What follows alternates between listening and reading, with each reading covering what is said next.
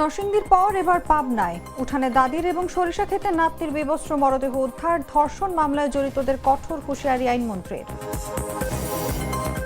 জামিন পাওয়ার একদিন পর আবারও গ্রেফতার শ্রমিক হত্যা মামলায় সেলিনা হায়াত আইভিকে শোন অ্যারেস্ট।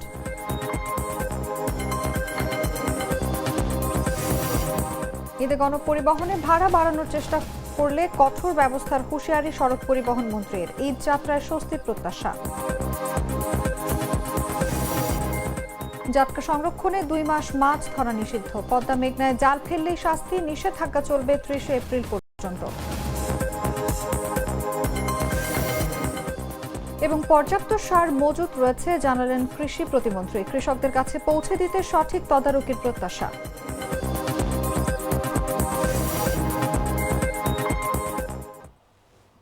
এতক্ষণ শুনছিলেন সংবাদ শিরোনাম। দর্শক, আমন্ত্রণ দেশজুড়ে সংবাদে, সঙ্গে আছি আমি অনুভা বিশ্বাস। মশলা বদলে ফেলেছি, এবার আপনিও বদলে ফেলুন। একবার প্রাণ গুঁড়া মশলা ব্যবহার করেই দেখুন। চলে যাচ্ছি পুরো খবরে। পাবনার ঈশ্বরদীতে মধ্যরাতে দাদিকে হত্যার পর বাড়ি থেকে নাতনিকে অপহরণ করে ধর্ষণের পর হত্যার অভিযোগ উঠেছে। শুক্রবার দিবাগত রাতের কোনো এক সময় উপজেলার দাসুরিয়া ইউনিয়নের ভবানীপুর উত্তরপাড়ায় এই ঘটনা ঘটে। ঈশ্বরদী থানার ভারপ্রাপ্ত কর্মকর্তা মোহাম্মদ মমিনুজ্জামান বিষয়টি নিশ্চিত করেছেন। জানা গেছে, মধ্যরাতে হঠাৎ কান্নাকাটির আওয়াজ শুনে রাস্তায় বের হন স্থানীয়রা। পরে কান্নার আওয়াজ থেমে গেলে বাড়িতে চলে যান তারা। শনিবার সকালে বাড়ির উঠানে সুফিয়া খাতুনের রক্তাক্ত মরদেহ পাওয়া যায়। এক পর্যায়ে জামিলাকে খোঁজাখুঁজির পর বিবস্ত্র অবস্থায় সরিষার ক্ষেতে মরদেহ পাওয়া যায়। ঈশ্বরদী সার্কেলের অতিরিক্ত পুলিশ সুপার প্রণব কুমার জানায়, বিষয়টি নিয়ে পুলিশ কাজ করছে। তদন্ত করে আইনগত ব্যবস্থা গ্রহণ করা হবে।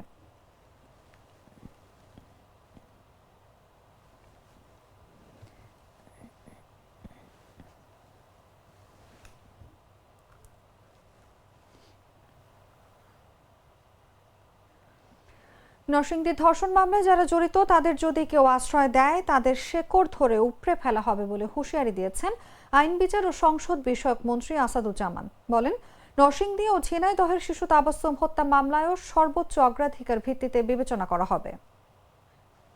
সরকারি যেটা বরাদ্দ হবে সেই বরাদ্দ জনগণের জন্য বরাদ্দ হয়।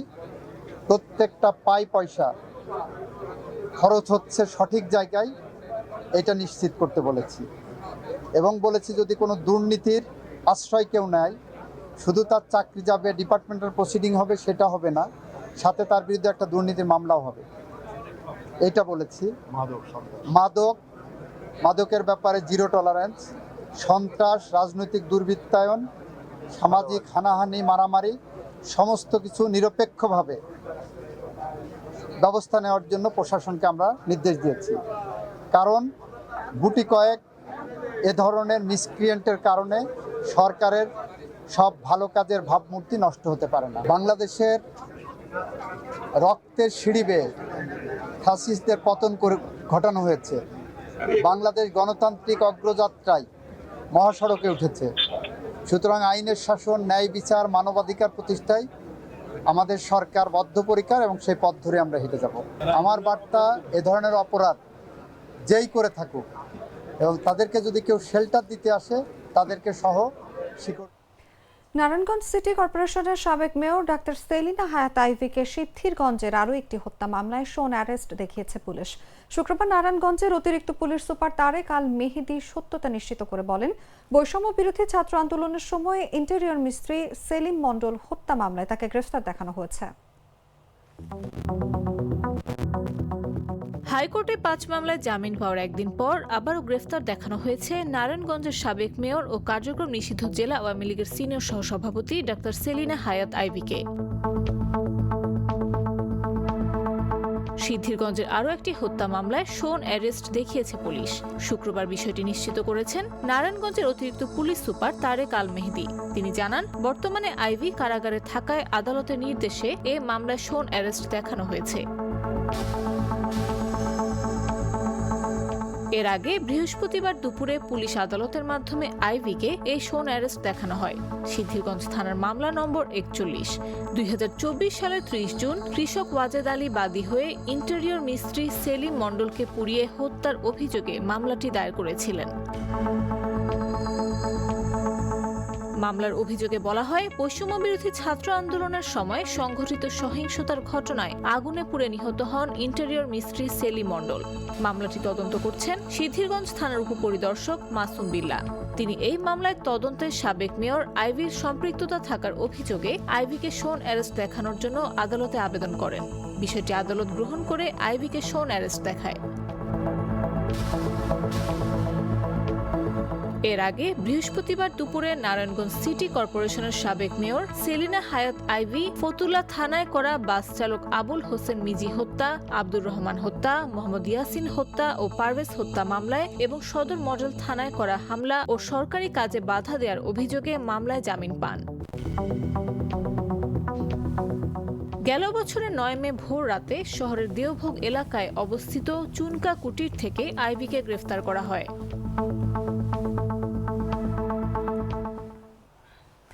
আসন্ন ঈদ উল ফিতরকে সামনে রেখে পরিবহন সেক্টরে কোনো ধরনের ভাড়া বাড়ানো হবে না বলে জানিয়েছেন সড়ক পরিবহন ও সেতু মন্ত্রী শেখ রবিউল আলম। বলেন, যারা নিয়ম ভেঙে ভাড়া বাড়ানোর চেষ্টা করবে তাদের বিরুদ্ধে কঠোর আইনি ব্যবস্থা নেওয়া হবে। শনিবার বেলা 11টায় নারায়ণগঞ্জ টার্মিনালে সাংবাদিকদের প্রশ্নের জবাবে তিনি এসব কথা বলেন। যারা এইভাবে ভাড়া বাড়ানোর চেষ্টা করবে তাদের বিরুদ্ধে কঠোর ব্যবস্থা নেওয়া হবে। পরিবেশ আবার ধরেন আমাদের পানি সম্পদ মন্ত্রণালয়কে জ্ঞাত করব, আর আমাদের জায়গা থেকেও কিছু করণীয় আছে, সেগুলি আমরা এইটা দেখার পরে চিহ্নিত করবো। মন্ত্রণালয় চিহ্নিত করে আমাদের মন্ত্রণালয় থেকে যে পদক্ষেপগুলি নেওয়া দরকার ডেফিনেটলি সেটা আমরা দ্রুত সময়ের মধ্যে। এই চাঁদাবাজির সুনির্দিষ্ট তথ্য আমরা জানতে পারলে ভালো। আমরা সবসময় এটা মনিটরিং করি, যেখানে যতটুকু ব্যত্যয় পাওয়া যায় সেটা নিবৃত্ত করার চেষ্টা আমাদের থাকে এবং আমরা স্বরাষ্ট্র মন্ত্রণালয়কে সেটা অবগত করি, কারণ এটা ফৌজদারি অপরাধ। জাটকা সংরক্ষণ ও ইলিশের উৎপাদন বৃদ্ধির লক্ষ্যে পদ্মা ও মেঘনা সহ দেশের অভয় আশ্রমগুলোতে 2 মাসের জন্য সব ধরনের মাছ ধরা নিষিদ্ধ করেছে সরকার। শনিবার মধ্যরাত থেকে শুরু হওয়া এই নিষেধাজ্ঞা চলবে 30 এপ্রিল পর্যন্ত। নিষেধাজ্ঞা কার্যকরে প্রশাসন কঠোর অবস্থানে থাকলেও আয় বন্ধ হয়ে বিপাকে পড়েছেন হাজারো জেলে। সরকারি সহায়তা পর্যাপ্ত নয় বলে দাবি তাদের। জাটকা সংরক্ষণ ও ইলিশের উৎপাদন বৃদ্ধির লক্ষ্যে পদ্মা নদী ও মেঘনা নদী সহ দেশের অভয়াশ্রমগুলোতে 2 মাসের জন্য সব ধরনের মাছ ধরা নিষিদ্ধ করেছে সরকার। শনিবার মধ্যরাত থেকে শুরু হওয়া এই নিষেধাজ্ঞা 30 এপ্রিল পর্যন্ত বলবৎ থাকবে। প্রতি বছরের মতো মার্চ এপ্রিল মাসে জাটকার নিরাপদ বিচরণ নিশ্চিত করতে কর্মসূচি বাস্তবায়ন করা হচ্ছে। এর আওতায় চাঁদপুর জেলার মতলব উত্তর উপজেলার 60 থেকে চর আলেকজান্ডার পর্যন্ত প্রায় 100 কিলোমিটার নদীপথে মাছ আহরণ, ক্রয় বিক্রয়, মজুত ও পরিবহন সম্পূর্ণ নিষিদ্ধ থাকবে। নিষেধাজ্ঞা কার্যকরে জেলা টাস্কফোর্স প্রস্তুতি সম্পন্ন করেছে। প্রশাসন ও আইন শৃঙ্খলা বাহিনী নিয়মিত অভিযান চালাবে। আইন অমান্য করলে 1 থেকে 2 বছর কারাদণ্ড বা 5,000 টাকা পর্যন্ত জরিমানার বিধান রয়েছে।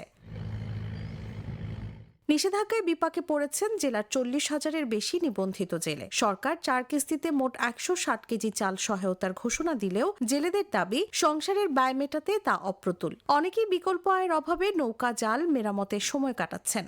তার আমরা 2 মাসের ভিতরে জাল পাই না, বামুও না। তবে আমগো সরকার যে বরাদ্দটা দেয় এটা দিয়ে আমগো কোনো কিছু হয় না। ধরেন চাল দুগা দেয়, চাল দিয়ে তো আমগো বেশ কিছু চলে না, কিস্তি আছে, বাজার খরচ আছে। এনজিও ভাইদের কাছে এটাই আমাদের দাবি, যদি ওনারা যদি একটু এই 2 মাস যদি আমাদেরকে একটু এই কিস্তিটা যদি না নেয়, তাহলে কিস্তিটা যদি না নেয় ওনারা, তাইলে আমরা একটু সুন্দর মতো যেই চালটা সরকার দেয় ওই চালটা নিয়ে আমরা কোনোরকম মানে আহামরি কিছু না, এখানে দুঃখে কষ্টে আমরা ফোলা মিলিয়ে খাইতে পারবো আর কি। কর্মহারা কিস্তি মিস্তি হলে আমরা ফেসিয়ে যাবো। যদি সরকার আম করে দেয় তাহলে আমরা পাবো, এছাড়া আর আমগো কোনো গতি নেই। জেলা প্রশাসক মোহাম্মদ নাজমুল ইসলাম সরকার বলেন, জাটকা রক্ষায় সরকার কঠোর। নির্ধারিত প্রণোদনা দেয়া হবে এবং সংশ্লিষ্ট প্রকল্পের আওতায় কিছু জেলে অতিরিক্ত খাদ্য সহায়তাও পাবেন। আমরা বিশ্বাস করি যে জেলা প্রশাসনের নির্বাহী ম্যাজিস্ট্রেট এবং বাংলাদেশ কোস্টগার্ড, নৌ পুলিশ এবং আমাদের মৎস্য বিভাগ সব মিলে আগামী 2 মাস আমরা যেটাকে বলে থাকি একটা কন্টিনিউয়াস একটা জার্নি থাকবে, যাতে করে কোনো ক্রমে আমাদের জেলে সম্প্রদায় যারা আছেন আমার সহকর্মীরা তারা যাতে কোনো ক্রমেই জাটকা ধরা প্লাস এই বিষয়ে তাদের মধ্যে কোনো অনুভূতি জাগতে না পারে। আমরা চেষ্টা করব তাদেরকে মোটিভেশন দিয়ে জাটকা নিধন বা জাটকা ধরা থেকে বিরত রাখার জন্য। পর্যাপ্ত সার মজুত রয়েছে উল্লেখ করে কৃষি, মৎস্য ও প্রাণী সম্পদ মন্ত্রণালয়ের প্রতিমন্ত্রী সুলতান সালাউদ্দিন টুকু বলেছেন, কৃষকরা যেন সঠিকভাবে সার পায় সেজন্য তারা সর্বোচ্চ তদারকির মধ্যে রেখেছেন। সার পেতে কারো কোনো অসুবিধা হবে না, পর্যাপ্ত মজুত রয়েছে।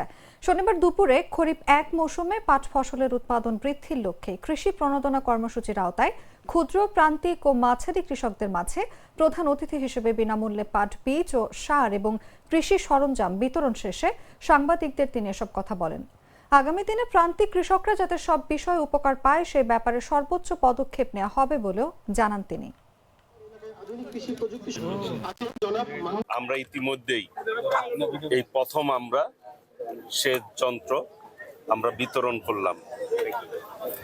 এর পূর্বে এই ধরনের সেচ প্রকল্পের আওতায় টাঙ্গাইল সদর চরবাসী পায় নাই, এই প্রথম আমরা গ্রুপ ওয়ারি 13টি গ্রুপের আমরা বিতরণ করলাম।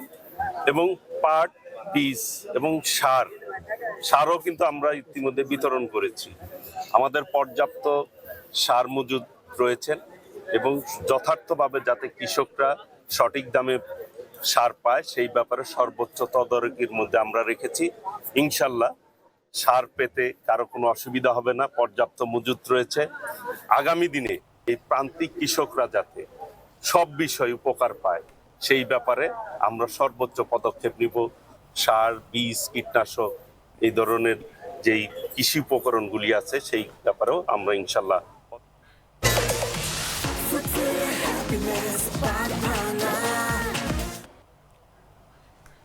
টাঙ্গাইলের মির্জাপুরে নিয়ন্ত্রণ হারিয়ে মাটি ভর্তি একটি ডাম্প ট্রাক বসত ঘরে ঢুকে পড়লে ঘুমন্ত অবস্থায় নাজিম উদ্দিন নামে এক বৃদ্ধের মৃত্যু হয়েছে। শনিবার ভোরে উপজেলার বানাইল ইউনিয়নের পাচ্চামারি এলাকায় এই ঘটনা ঘটে। এই ঘটনায় আহত হয়েছেন নিহতের স্ত্রী মতিয়ারা বেগমও। পুলিশ ও এলাকাবাসী জানায়, প্রতিদিনের মতো রাতের খাবার খেয়ে স্বামী স্ত্রী দুজনে ঘুমিয়ে পড়েন। ভোরে নাজিম উদ্দিনের ঘরে মাটি ভর্তি ডাম্প ট্রাক ঢুকিয়ে দেন চালক। বিকট শব্দ পেয়ে স্ত্রী মতিয়ারা বেগম দেখেন ডাম্প ট্রাকের নিচে পড়ে আছেন তার স্বামী। পরে পরিবারের সদস্যরা প্রায় 1 ঘন্টা চেষ্টার পর ট্রাকের নিচ থেকে নিহতের মরদেহ বের করে। খবর পেয়ে পুলিশ ঘটনাস্থলে গিয়ে নিহতের মরদেহ উদ্ধার করেন। সুরতহাল শেষে ময়না তদন্তের জন্য টাঙ্গাইল জেনারেল হাসপাতালে মরদেহ পাঠানো হয়। পরিবারের সদস্যদের অভিযোগ করেন, চালক নেশাগ্রস্ত হয়ে মাটি ভর্তি ডাম্প ট্রাক ঘরের ভেতরে ঢুকিয়ে দেন। তারা মাটি কাটা বন্ধ, ট্রাক চালক সহ মাটি ব্যবসায়ীদের শাস্তির দাবি জানান। এই বিষয়ে মির্জাপুর থানায় এসআই রাহাদুজ্জামান আকন্দ বলেন, পরিবারের অভিযোগের ভিত্তিতে আইনগত ব্যবস্থা গ্রহণ করা হবে। দুধার চকলেটে একাকার হয়ে ওঠা প্রাণ লেয়ার সম্পর্কের মিষ্টি ম্যাজিক। পটুয়াখালীতে মরা মুরগি বিক্রির দায়ে সোহাগ হাওলাদার নামে এক ব্যবসায়ীকে 5,000 টাকা জরিমানা ও 7 মাসের বিনাশ্রম কারাদণ্ড দিয়েছেন ভ্রাম্যমাণ আদালত। শনিবার দুপুর 1টার দিকে শহরের পুরান বাজার এলাকায় এই অভিযান পরিচালনা করেন ভোক্তা অধিকার অধিদপ্তরের উপপরিচালক শাহ শোয়েব। স্থানীয় সূত্রে জানা যায়, শুক্রবার রাত প্রায় 10টার দিকে পুরান বাজারের আলামিন মুরগির আড়ত থেকে 37টি মরা মুরগি সহ প্রায় 150টি জবাই করা মুরগি পটুয়াখালী পৌর নিউ মার্কেটে পাঠানো হয়। সেখানে মরা মুরগি শনাক্ত হলে সেগুলো ফেরত পাঠানো হয়। বিষয়টি জানাজানি হলে 37টি মরা মুরগি নদীতে ফেলে দেওয়া হয়। দোকান কর্তৃপক্ষের দাবি, তারা যে ফার্ম থেকে মুরগি কিনে থাকেন সেখানে ভুলের কারণে মরা মুরগিগুলো এসেছে। সহকারী কমিশনার ও এক্সিকিউটিভ ম্যাজিস্ট্রেট আমিনুর ইসলাম বলেন, মরা মুরগি বিক্রির অভিযোগের ভিত্তিতে অভিযান চালিয়ে ঘটনার সত্যতা পাওয়া গেছে। ফার্ম থেকে জবাই করে মুরগিগুলো আনা হয়েছে, যা সম্পূর্ণ বেআইনি। ভোক্তা অধিকার সংরক্ষণ আইন 2009-এর 45 ধারায় অভিযুক্তকে 5,000 টাকা জরিমানা ও 7 মাসের বিনাশ্রম কারাদণ্ড দেওয়া হয়েছে বলেও জানান তিনি।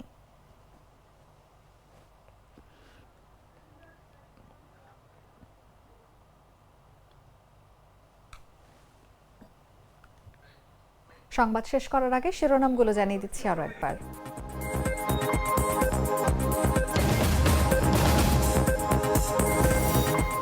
নরসিংদীর পর এবার পাবনায় উঠানে দাদির এবং সরিষা খেতে নাতনির বিবস্ত্র মরদেহ উদ্ধার। ধর্ষণ মামলায় জড়িতদের কঠোর হুঁশিয়ারি আইনমন্ত্রীর। জামিন পাওয়ার একদিন পর আবারও গ্রেফতার। শ্রমিক হত্যা মামলায় সেলিনা হায়াত আইভিকে সোন অ্যারেস্ট।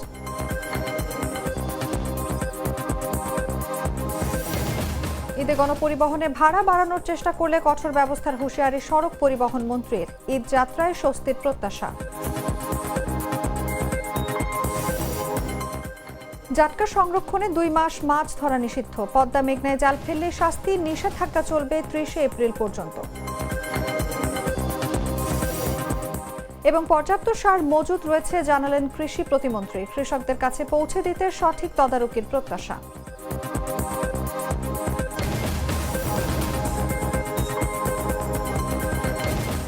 দর্শক, এই ছিল এখনকার মতো। প্রতি মুহূর্তের সর্বশেষ খবর জানতে ভিজিট করুন jagonews24.com। ফলো করুন আমাদের ভেরিফাইড ফেসবুক পেজ এবং সাবস্ক্রাইব করুন জাগো নিউজের ইউটিউব চ্যানেল। ধন্যবাদ সবাইকে।